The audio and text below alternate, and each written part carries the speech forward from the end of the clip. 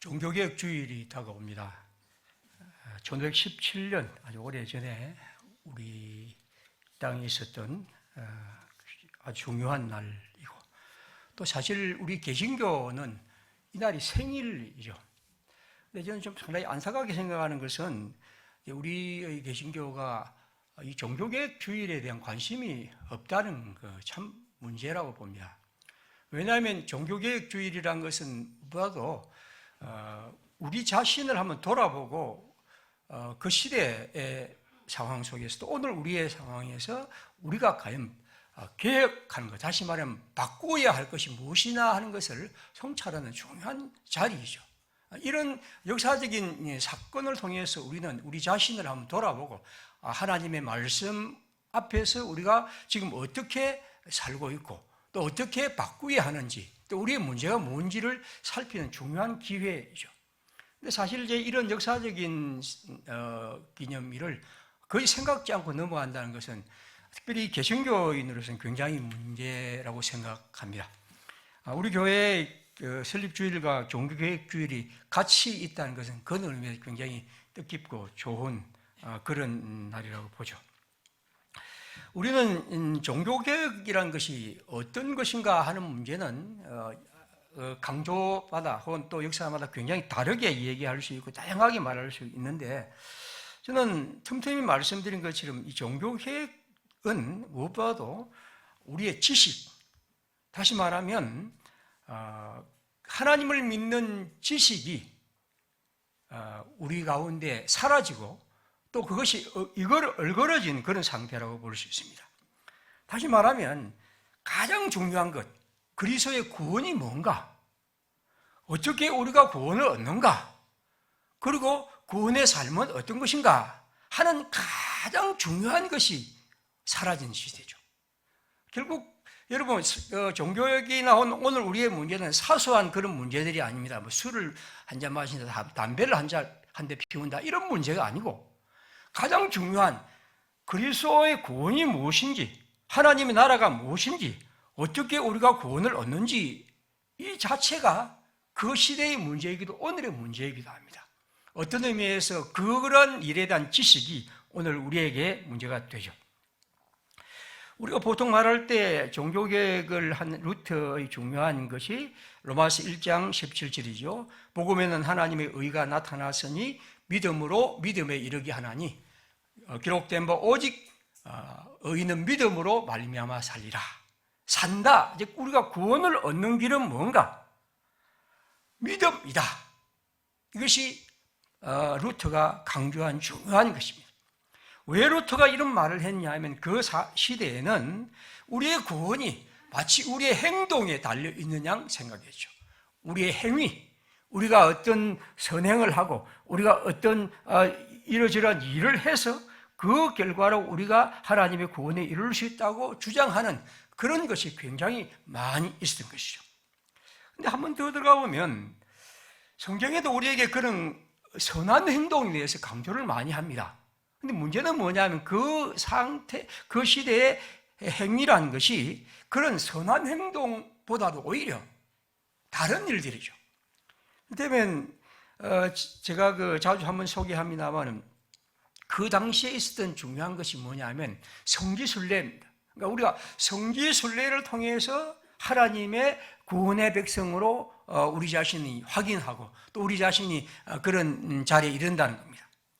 그러면 성지순례는 보통 우리는 뭐 예루살렘으로 생각하지만 예루살렘만이 아니고 곳곳에 성지순례를 할 수 있는 장소에 있었는데, 그게 뭐냐면 그 곳곳에 있는 장소, 성당에는 특별히 위대한 이 성물들이 있어요. 거룩한 물건이에요. 성물들이 있었는데, 이를테면 성물들 중요한 중에 하나가 뭐냐면 아기 예수의 기저귀. 아기 예수의 기저귀. 우리 교회에는 아기 예수의 기저귀가 있다. 이거 보러 오라는 거죠. 그래서 사람들이 그거 보러 막 찾아갔습니다. 우리 교회는 아기 예수의 기저귀다 하니까 우리는 그래도 아기 예수가 누웠던 그 지푸라기가 있다. 또 지푸라기를 똑같은 아주 멋지게 장식가 싸서 그렇게 하죠. 그러니까 안 되겠다 싶어서 우리 교회는 아기 예수의 누웠던 여물통이 있다. 다시 예물통 하나를 갖다 놓습니다. 그게 도대체 언제 있었던 건지, 사실 그 당시라면 벌써 사라지고 없어졌을 그런 물건들을 성물로 갖다 놓습니다. 되면 뭐 십자가의 가시관, 십자가에 예수님을 박았던 대못, 또 뭐 나무 조각, 수없는 것이 등장합니다. 그래서 성지순례에 사람들을 많이 끌어모을 수 있는 길은 뭐냐 하면 그러한 성물들을 그곳에 가득 쌓아놓고 있는 거죠. 그러면 그걸 보기 위해서 사람들이 갖고 내가 그렇게 참여함으로는 구원에 더 가까워지고, 이것이 그 당시 사람들이 행했던 중요한 것입니다. 참 부끄러운 일입니다. 그러나 그 시대는 그것이 전혀 부끄럽지 않았고 너무나 자연스럽고 사람들은 그 일에 참여했습니다. 루터가 왜 여러분 믿음으로 구원을 얻는다고 했느냐 하면, 우리의 사랑과 혹은 정의와 평화로운 이런 실천이 쓸데없다는 것보다도 오히려 이러한 형태의 성물 숭배와 같은 행위 구원이 그들에게 가득 차 있었던 거죠. 여러분, 그런 의미에서 루터는 이 종교개혁을 통해서 이러한 그릇된 행위 구원, 물론 뭐 면죄부를 한 것이 그 중에 대표적인 것이지만 그런 걸 통해서 이제 우리의 신앙을 하나님의 말씀과 그 지식으로 끌고 가는 것이죠. 그런데도 그 당시에는 많은 형태의 이런 물건들이 만들어지고, 그래서 그곳은, 특별히 성물이 많은 곳은 관광지가 되었던 거죠. 저는 한 번씩 이런 생각을 합니다. 그건 분명히 그릇된 신학자들의 혹은 그 당시의 목회자들의 잘못입니다. 그러나 저는 또 한편 성경에 따른다면 그러한 것들을 사람들에게 제공한, 그리고 그런 것들을 만들어낸 목회자들의 문제이기도 하지만 또한 그것을 따라간 사람들의 문제이기도 합니다. 그래서는 우리가 그 사람들, 그 시대의 목회자들의 그런 신부들의 문제라고만 말하지 말고 그것에 대해서 추종하고 따라하는 우리들의 문제이기도 하고, 그런 의미에서 앞으로 우리가 그리스도를 믿는다는 것은 그러한 것을 지식을 통해 분별하는 것들이 굉장히 중요하다고 봅니다. 또한 루터가 중요하게 생각하는 것은 뭐냐 하면 교회와 정치의 분리입니다. 교회의 영역과 정치의 영역을 그는 분리해 하기를 원했습니다. 그래서 유명한 두 왕국설에서 하나님의 영역과 그는 또 정치의 영역이 있다고 생각합니다. 물론 이건 굉장히 문제일 수도 있습니다. 그래서 제가 먼저 가이사의 하나님의 것을 말씀드리면서 설명을 했습니다만, 그러나 루터가 이렇게 한 이유는 또 하나가 뭡니까? 바로 그 당시의 종교와 정치가 밀접하게 연결되어 있죠. 그래서 사람들은 이 정치와 종교가 연결되면서 특별히 정치의 권력에 줄을 대고, 또 그걸 통해서 힘을 얻고, 그리고 종교는 그것을 정당화시키고, 그래서 왕자와 제단이 공존하는 것이 그 당시의 문제였습니다. 그 결과 사회의 학문을 탄압하고 그 다음에 사람들의 자유를 억압하는 이런 것들이 굉장히 많이 있었던 거죠. 루터는 그 문제를 보면서 이건 아니다, 종교와 정치의 영역을 분리해야 한다고 그는 강하게 주장합니다. 물론 이것이 오늘날은 문제가 될 수 있지만 여전히 루터의 처음 생각은 중요한 것이죠. 이왕 얘기 냈으니까 한번 그 당시에 신학자들의 논문의 중요한 그 소재 중에 하나가 뭐냐 하면, 여기 바늘 끝이 있는데 이 바늘 끝 위에 천사가 몇 명이나 앉을 수 있을까? 이게 이제 중요한 소재입니다. 혹은 지옥불이 있다 하면 지옥불의 온도가 얼마가 될까? 이걸 연구를 합니다. 그래서 그들은 바늘 끝에 앉을 수 있는 천사의 수, 이런 바늘 끝에 과연 천사가 몇 마리가 앉을 수 있을까, 몇 명이 앉을 수 있을까라고 생각하고 지옥불의 온도를 알아내기 위해서 온갖 성경 구절을 댈 뿐 아니라 기하학, 수학, 철학 모든 학문을 동원했죠. 그래서 그것을 아주 멋진 말로 그렇게 설명을 해냈습니다. 여러분, 도대체 천사의 몸무게가 얼마인데 우리가 천사가 그 위에 몇이 앉을 수 있다고 말할 수 있단 말입니까? 우리가 죽음 이후의 세상은 이 세상의 그가 전혀 다른 것인데 마치 지옥불의 온도를 잴 수 있다고 하는 것이 과연 가능한 것인가 하는 거죠. 루터와 그 시대의 진정한 개혁자들은 도대체 이것이 어떻게 하나님의 말씀과 관계가 있으며 또 이것을 통해서 자기들의 지식을 주장하고 사람들이 따라가는 것을 견딜 수 없었던 것이죠. 호세아 4장 6절은 말합니다. 내 백성이 지식이 없으므로 망하는도다. 내가 지식을 버렸으니 나도 너를 버려 내 제사장이 되지 못하게 할 것이요 내가 내 하나님의 율법을 버렸으니 나도 내 자녀들을 잊어버리리라. 잘 보시죠. 지식이 없는데 하나님을 향한 진정한 지식이 없어짐으로 그들은 멸망합니다. 제사장이 그 지식을 버렸습니다. 동시에 자녀들도 하나님 앞에서 잊어버림을 당해 될 것입니다. 아무튼 오늘 제가 말씀드리고 싶은 것은 이 종교개혁주의에서 이 지식, 하나님을 아는 참된 지식은 굉장히 중요한 겁니다. 오늘 우리는 특별히 이 종교개혁주의를 맞이하여 우리가 하나님을 향한 이 지식의 진정한 자리에 이르러야 합니다. 오늘 본문에서 바울은 이렇게 말합니다. 땅에 있는 지체를 죽이라 5절이죠. 그러면 그 뭡니까? 음란, 부정, 사욕, 악한 정욕, 탐심, 곧 우상숭배입니다. 그리고 7절에 말합니다. 여러분이 옛날에는 그 가운데 살 때 행했지만 이제는 그걸 모두 벗어버리고 또 달리 말하면 분노, 노여움, 악의, 비방, 너 입에 부끄러운 말, 9절에 있는 것처럼 거짓말 이런 것들은 다 우리가 옛 사람의 모습으로 벗어버려야 할 것입니다. 특별히 이게 탐심은 우상숭배라고 할 때 이 말도 한번 잘 생각해 보십시오. 탐욕, 물질에 대한 탐욕은 여러분 우상숭배입니다. 그런데 저는 요즘 우리 세상을 보면 이 탐심, 탐욕을 부추기는 사회죠. 어떻게 하면 물질에 대한 욕망과 탐욕을 계속 주치고 그것이 우리의 삶의 목적인 양 생각하도록 만듭니다. 굉장히 문제예요. 그리고 그리스도인들도 마치 그런 것이 우리가 추구해야 할 대상처럼 생각하고 목표처럼 생각합니다. 성경은 말합니다. 그건 우상숭배이다. 우상숭배라는 것은 가장 큰 범죄입니다. 탐욕을 그래서 바울은 우상숭배라 그렇게 말합니다. 아무튼 바울은 우리에게 말합니다. 이런 옛자를 벗어버리는 것이. 이 옛자를 벗어버리는 것, 이것이 우리가 해야 할 중요한 것입니다.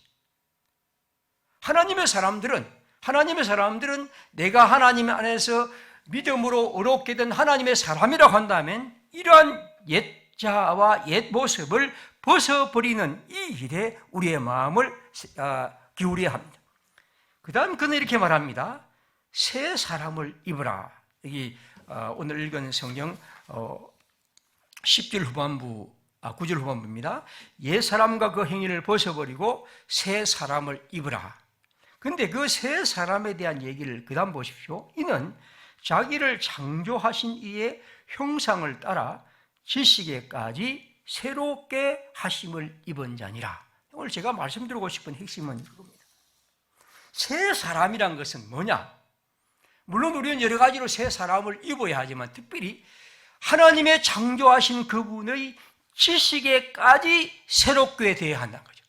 다시 말하면 우리의 지식, 하나님을 믿는 지식에서 새롭게 되어야 합니다.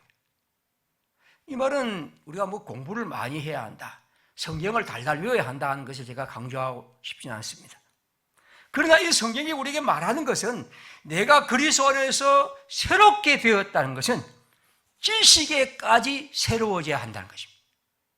우리가 하나님을 믿고 알고 하나님을 사랑하는 이 일에서 지식에까지 자라가야 합니다. 종교개혁의 문제는 여러 가지가 있지만 특별히 그 당시에 신학자들 혹은 목회자들의 문제이기도 하고 또 그 그릇된 지식에 따라간 그 시대의 사람들의 문제이기도 합니다. 그러므로 오늘 우리가 이 성경을 통해서 기억할 중요한 의미는 하나님의 백성들은 이 하나님을 믿는 일에서 지식에까지 새롭게 되어야 하는 것, 이것이 바로 새 사람이라는 것이죠.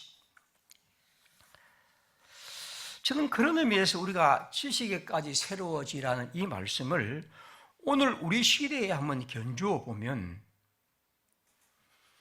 사도 바울의 루트가 말한 믿음으로 어렵게 되는 이 일을 다르게 봐야 한다고 저는 생각합니다.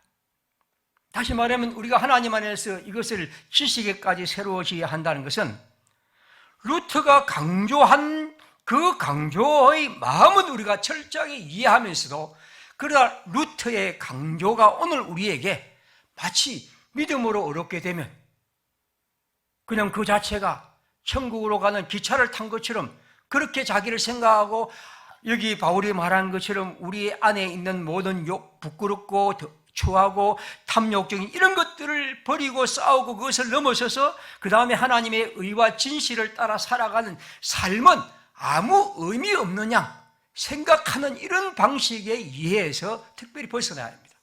오늘 저는 한국 개신교의 문제는 루터와 정반대로 믿음으로 어렵게 된 이 일보다도 오히려 믿음이 행동, 즉 실천과 함께 있지 않으면 그 믿음은 아무 쓸데없고 그것은 구원과 관계없는, 만약 그것을 가지고 구원을 얻었다고 한다면 그건 잘못된 것이라고 말할 수 있어야 합니다.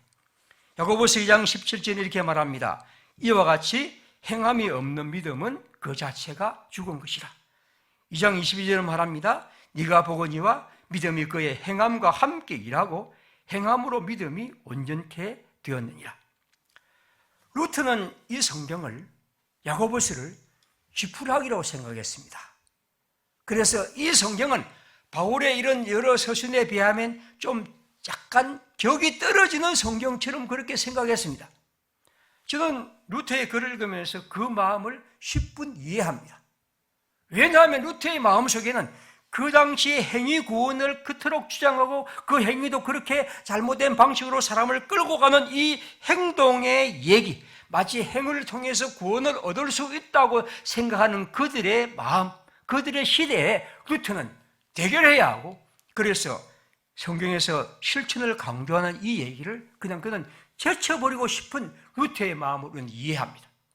하지만 오늘 시대에는 그리스도인들이 마치 믿음이란 것은 저 하늘에 떠 있는 것처럼 실천과 관계없는 것처럼 여겨지는 이런 시대에서는 오히려 루터의 마음이 진정한 의미에서 오늘 루터가 살아있다면 그는 반드시 야고보 성경을 더 많이 강조하리라고 봅니다. 여러분, 우리가 지식에까지 새로워진다는 것은 뭘 말하는 겁니까? 바로 하나님의 말씀이 우리에게 주는 교훈을 오늘 이 시대에 살피고 그 속에서 하나님의 백성으로 살아가려는 그런 몸부림, 그리고 그런 결단, 그런 하나님을 향한 우리의 신앙, 그것이 바로 오늘 우리가 하나님 앞에서 지식으로 새롭게 되는 것이죠. 똑같은 얘기입니다. 루트는 정치와 종교가 분리해야 한다고 생각합니다. 그래서 그는 정치의 영역과 종교의 영역을 계속 구분하려 했습니다. 제가 학교 다닐 때 이거를 향한 논문을 쓰면서 루트는 그런 생각을 굉장히 많이 가졌습니다. 저는 루트의 마음을 이해합니다. 왜냐하면 루트가 그 당시 교회가 얼마나 타락하고 정치와 결탁해서 이익을 누리고 재산을 축적하고 이런 것들을 우리는 충분히 이해합니다. 하지만 정치는 하나님의 큰 통치 앞에서, 주권 앞에서 다 하나님의 뜻 안에 있어야 합니다. 그러므로 가이사의 것이 가이사에게 해야 하지만, 그러나 실제로 모든 것은 하나님의 것이고 하나님의 것 안에서 가이사의 것이 있습니다. 우리는 그런 의미에서 하나님의 것 안에서 가이사의 것이 있고 이 세상의 모든 것이 있다고 한다면 우리는 이 세상의 정치와 사회와 문화와 경제와 모든 질서가 어찌하든지 하나님의 뜻, 하나님의 나라, 하나님의 정의와 그 질서 속에서 이루어지도록 힘써야 합니다. 그러므로 거릇된 정치 질서가 하나님의 뜻을 어긋나게 할 때는 우리는 그것에 저항해야 하고 그것에 대해서 하나님의 뜻 안에서 말해야 합니다. 저는 기독교가 정치 권력에 같이 들어가고 거기에서 어떤 걸 누리는 것은 절대적으로 기독교를 타락하게 하는 주범이라고 생각해요. 있을 수 없는 일입니다. 기독교는 그런 문제에서 철저하게 자기 자신을 분리해야 합니다. 하지만 기독교는 이 세상의 여러 가지 사회적 정의로움과 공의로움과 경제적인 이런 모든 불평등과 불의에 대해서 발언하고 그것을 개선하기 위해서 힘써야 합니다. 특별히 연약한 자들의 삶에 대한 관심들을 가져야 합니다. 오늘 우리가 하나님의 교회로서 이 땅에서 이런 연약한 자들의 권리와 고통에 대해서 참여하고 마음을 쏟고 기도하며 또 발언하고 나아가는 것은 그리스도인들이 반드시 해야 할 일입니다. 그런 의미에서 우리는 루트를 넘어서야 합니다. 이미 의로워졌는데 우리는 의로워진 사람으로서 하나님의 백성으로서 여기 바울이 말하는 것처럼 새로운 행동, 하나님의 뜻을 따른 새로운 행동해야 합니다. 우리가 하나님의 교회가 이 세상에서 하나님의 나라를 이루어 간다면 이 세상의 사회적인 여러 일들에 대해서 특별히 하나님의 뜻 안에서 참여하고 특별히 사회적 약자의 관계에서 언제나 우리가 어떻게 무엇을 할 수 있는지를 물어야 합니다. 이것이 오늘 우리가 루터의 새로운 의미에서 오늘 우리가 생각해야 할 중요한 의미입니다.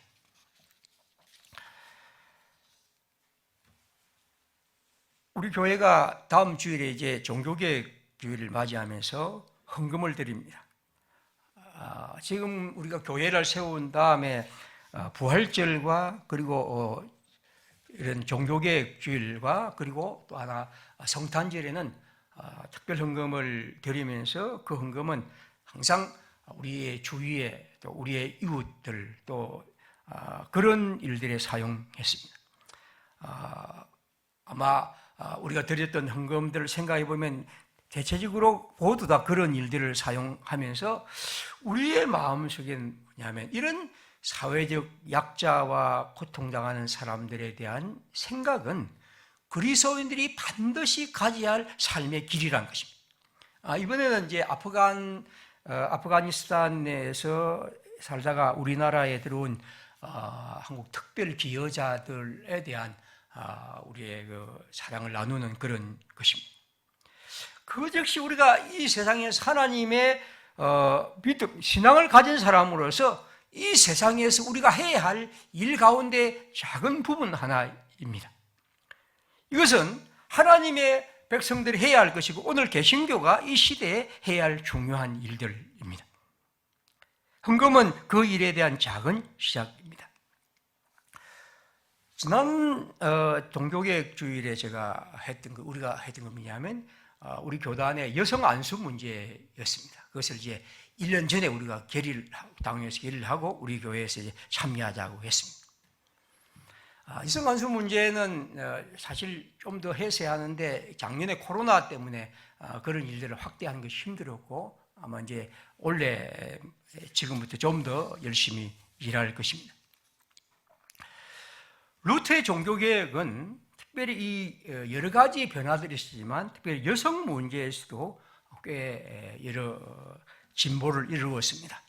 특별히 그 당시에 여성의 지위가 굉장히 낮았는데 그 문제에 대해서 종교개혁은 나름대로의 일들을 했습니다.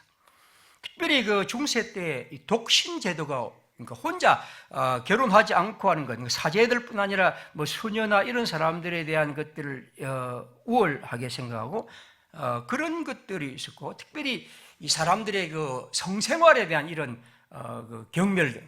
그래서 동정녀 마리아를 굉장히 이제 숭상하는 이런 형태들도 그 당시 있었던 것이죠.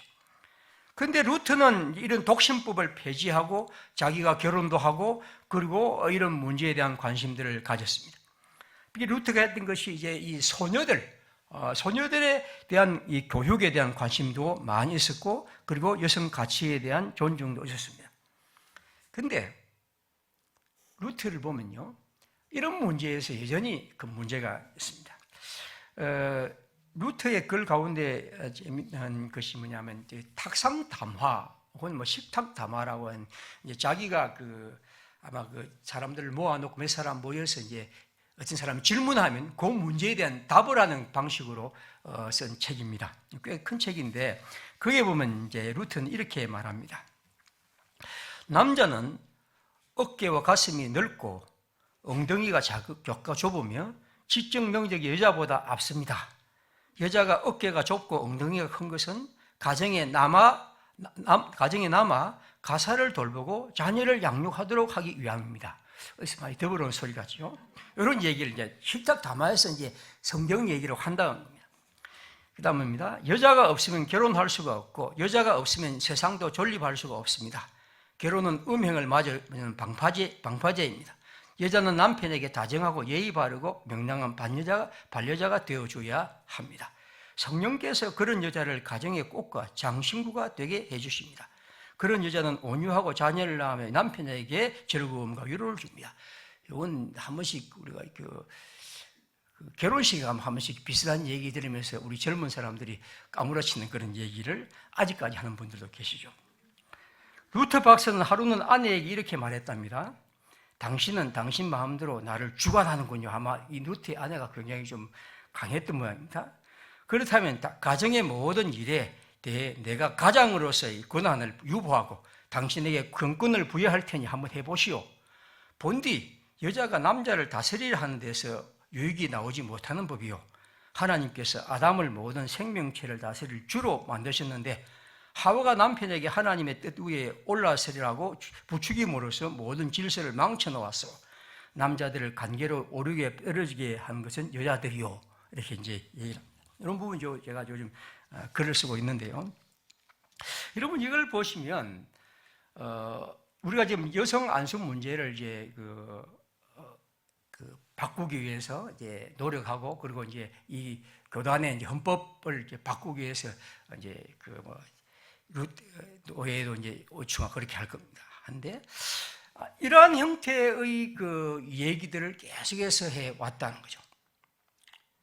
그러니까 오늘 우리가 이 종교개혁주의를 맞이하면서 이런 문제에 대한, 다시 말하면 하나님의 말씀의 지식이 과연 그렇게 말씀하시는 것인가? 하나님은 진정으로 우리에게 그렇게 말씀하시는가 하는 것을 묻고 그 말씀 속에서 우리 자신과 하나님의 교회와 또 이 땅의 하나님의 기독교가 바르게 또 활기차게 설 수 있는 것이 뭔가 하는 것이죠. 오늘 우리의 과제는 무엇입니까? 이 종교개혁주의를 맞이하여 지식에까지 새롭게 된 새 사람, 우리의 지식이 하나님의 하나님이 우리에게 말씀하신 그 지식에 이루어지는 새 사람, 다시 말하면 우리 안에 갖고 있는, 우리가 남자든 여자든 관계없이, 혹은 또 우리가 어떠한 형태의 삶을 살아간 관계없이 우리가 하나님의 지식에 이룰 수 있는 그것이죠. 사람들은 코로나19를 통해서 많은 걱정을 합니다. 특별히 학생들의 수학 능력이 굉장히 낮아졌다고 걱정을 하죠. 그런데 교회 교육과 교회의 사람들의 어떤 그 하나님의 지식과 말씀에 대한 실력과 생각은 낮아졌다는 게 거의 관심들이 없습니다. 왜냐하면 오늘 우리들은 하나님의 지식과 하나님의 그 말씀의 지식에 올라서는 것은 별로 큰 관심이 없죠. 이게 참 문제입니다. 우리가 하나님의 말씀의 지식에 더 충만해지기를 바울은 말하고 있는데 우리는 그런 문제에 대한 관심들이 적다는 것입니다. 어리석음은 여러분 사악함보다 더 위험한 선의 적이다. 보네프는 그렇게 얘기를 합니다. 이 우둔함, 어리석음은 여러분 악한 것보다 더 위험하다는 거죠. 왜냐하면 악에 대해서는 우리가 저항할 수 있고 폭로할 수 있고 경우에 따라서는 힘으로 그것과 싸울 수가 있습니다. 그리고 악이란 것은 적어도 사람들에게 불쾌감을 남김으로써 자기 안에 뭔가 자기 해체의 씨앗을 지니고 있습니다. 그런데 이 우둔함, 어리석음은 도대체 대책이 없습니다. 아무런 방법이 없습니다. 그래서 어떤 것도 통하지 않죠. 그리고 이 어리석은 사람들은 자기 만족감에 갖고 그 속에서 아주 굳게 자리를 잡고 있습니다. 그렇기 때문에 오늘 우리에게 이 하나님의 말씀에 굳게 서는 문제, 이것은 매우 중요한 것이라는 거죠. 우리가 이런 하나님의 교회가 이런 하나님의 뜻 안에서 바르게 또 신실하게 또 무엇보다도 지식에 굳게 서서 새로운 사람으로 살아가는 것은 우리가 하나님의 백성으로서 해야 할 중요한 과제입니다. 이사야 11장 9절은 말합니다. 내 거룩한 산 모든 곳에서 해됨도 없고 상함도 없을 것이니 이는 물이 바다를 덮음같이 여호와를 아는 지식이 세상에 충만할 것입니다. 예언자는 하나님의 아들 그리스도를 통해서 우리에게 임할 하나님의 놀라운 역사를 그렇게 말을 합니다. 로마서 15장은 말합니다. 내 형제들아 너희가 스스로 선함이 가득 차고 모든 지식이 차서 능히 서로 고난한 자임을 나도 확신하노라. 바울은 이 편지를 쓰면서 그는 기뻐합니다. 왜냐하면 그들에게 모든 지식이 가득 차 있다는 거죠.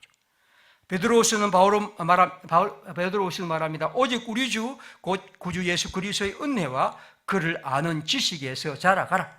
영광이 이제와 영원까지 그에게 있을지어다. 오늘 우리에게 필요한 것은 하나님의 말씀에 대한 지식입니다.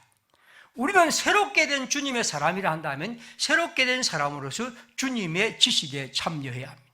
제가 말씀드린 것처럼 이 여성 안수업 문제는 앞으로 한국 교회가 특별히 이 시대에 해야 할 중요한 과제입니다.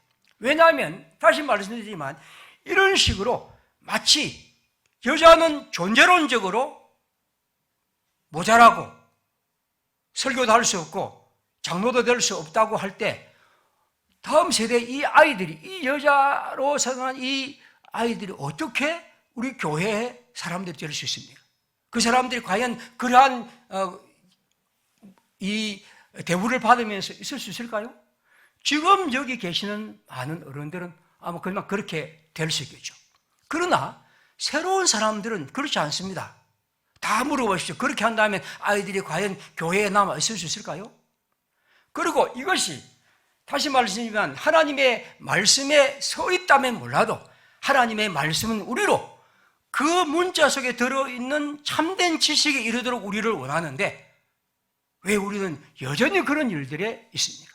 말씀드린 것처럼 예전에 우리 교단의 헌법이 장애인은 목사가 될 수 없다고 결의를 했습니다.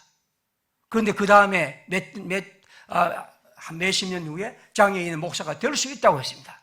왜 그렇습니까?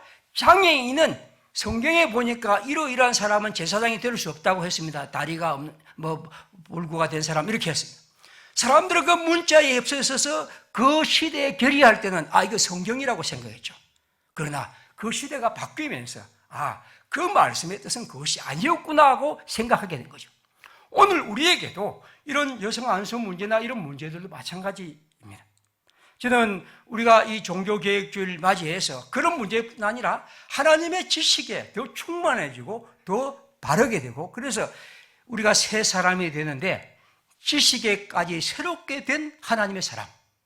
그래서 올해 우리의 표어처럼 더 많이 하나님의 말씀의 양식을 먹고 그걸 통해서 건강해지고 튼튼해지고 어떤 사람이 우리에게 뭐라고 말하든지 하나님의 사람으로서 자기 자신의 정체성을 지으며 살아가는 사람. 그런 교회, 저는 우리 교회의 성도들이 그런 사람이기를 바라고 또 우리 교회가 그런 공동체이기를 하나님께 기도합니다. 우리 함께 기도하겠습니다. 우리 모두 우리가 살아가면서 지식에까지 새로워진 하나님의 새로운 사람, 우리 함께 그렇게 생각하면서 주님 안에서 더 많이 하나님의 말씀을 사랑하고 그 말씀에 굳게 서고 그 말씀을 순종하고 그걸 통해서 하나님의 사람으로 이 땅을 복되게 살아가는 주의 사람들, 우리의 공동체가 되기를 함께 기도합시다.